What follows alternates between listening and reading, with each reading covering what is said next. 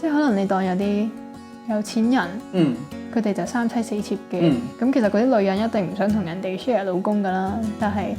可能嗰個人嘅地位就係可以咁做，或者佢哋唔想但係都要接受咁樣。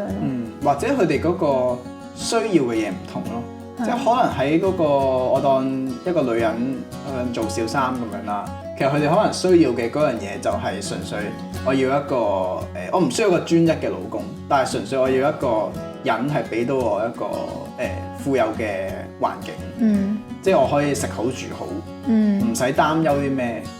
或者佢可以用呢一個條件去做一啲佢喜歡做嘅嘢，即係可以有彈性啲去做呢啲嘢。